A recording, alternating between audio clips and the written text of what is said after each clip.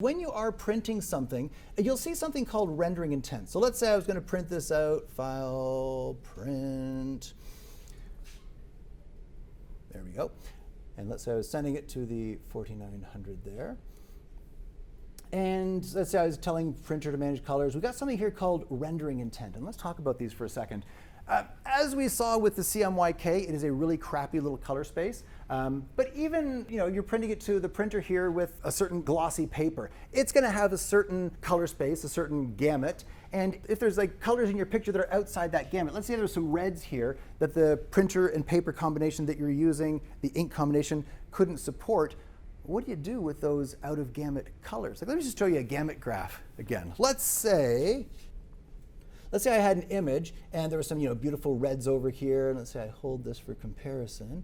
And we look at an Epson 4900 premium semi-gloss photo paper. So the colored space is the Epson Premium Semi-Gloss's gamut. And this is Adobe RGBs. Now, for the most part, Adobe RGB, well, it wins. The greens, nice vibrant greens, nice vibrant purples. Now, the Epson on that semi-gloss is not bad. It holds its own, certainly in the shadow areas. And there's some stuff around here that it can print that Adobe RGB can't contain. But let's say there was, someone's holding up some flowers and a lime.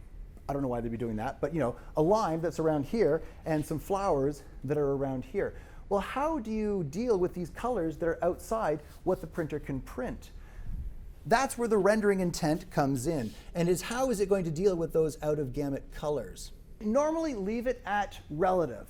And basically, it'll take any out-of-gamut colors and it'll pull them in towards the center. So let's say like there was those limes that weren't quite fitting. It said, oh, let's pull these down into the color space, and we'll take the the flowers here, we'll pull them into the color space. It'll try to leave other things alone, but it'll warp the rest of that shape in. Like if we took a look at the gamut graph here, it'll say, let's take this green and we'll pull it down, but the rest of the shape will kind of bend inwards a bit as well. So you might lose a little bit of saturation here, but perceptually, the relation between colors will stay the same.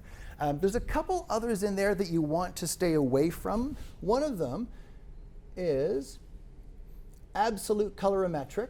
With absolute, it just says, okay, well, just get rid of anything if it's outside the gamut, just cut it off. So let's say you had some of those beautiful purple flowers. And when you look at the petals of the flowers, you can see the shadows and the way the curve goes and like the little veining in it. If that's all outside the gamut, it'll just pull everything right down to the closest available color, which will be probably the same. A lot of that tonality that was kind of in that out-of-gamut area just gets clipped off, and you just have a patch of purple without any of that subtlety through it. Everything else stays the same. You don't lose anything here. It's not like relative where it pulls this in and everything kind of comes in with it. It just cuts off that information. You can also tell it, well, you know what? Keep the amount of color. Like let's say you're doing a business presentation and you wanted that really punchy red or that punchy color on your pie graphs or bar graphs. And the projector that you're showing it on or the printer that you're printing it on doesn't handle that red. Well, you can pull the saturation. No, I want to keep the saturation. Well, if you go over towards magenta, yes, it will be a magenta red, but it'll have the same saturation, the same visual impact. If the color isn't as important, you can tell it to maintain the saturation. You would not want to do that for a photograph, because if these flowers were like, really punchy red, but it doesn't fit on the printer, but the printer has a magenta, well, that would be wrong. So usually the perceptual or the relative colorimetric are the ones that you're going to want to stay with. Absolute and saturation stay away from, perceptual or relative. And I think relative is the default, just leave it there. If you're having trouble pulling something in, maybe try perceptual, jump between them, but for the most part, those are the two that you would use for printing.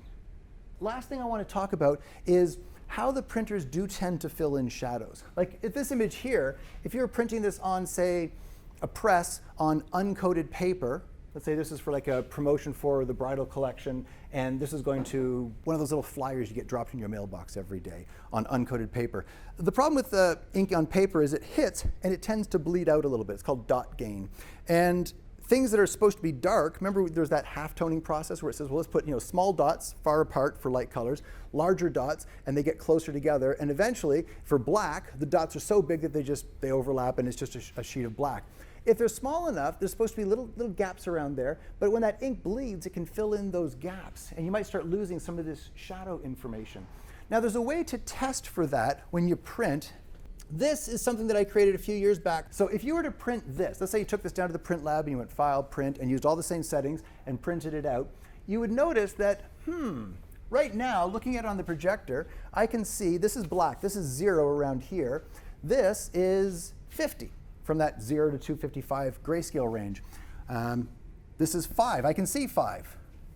2, not quite. And actually, sometimes projectors lose highlight information, but usually printers fill in shadows. So if you were to print this, you might see that, oh man, this whole top row is pure black. There's no differentiation between the 10 and the black around it. And some printers might be up to like 12, 14 before you start seeing just a slight difference between these two shades of gray.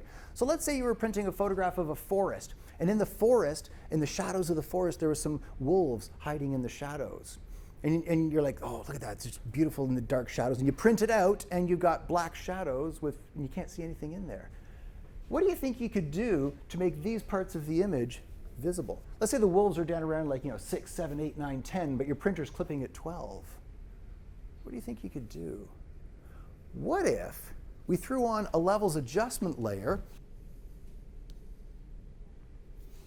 and if we go with the input slider, it'll actually make it worse. In fact, this could be what it comes out looking like. You're like, oh no, 10, I can't see any difference, and all the way up to 14. Well, what if we took this one and pulled it up? If it's losing everything from, let's say, 12 down, if we pulled this up by 12, we've reassigned black to 12. So suddenly the darkest pixels in the image aren't 0 anymore, they're 12. And we knew that 12 upwards was printable.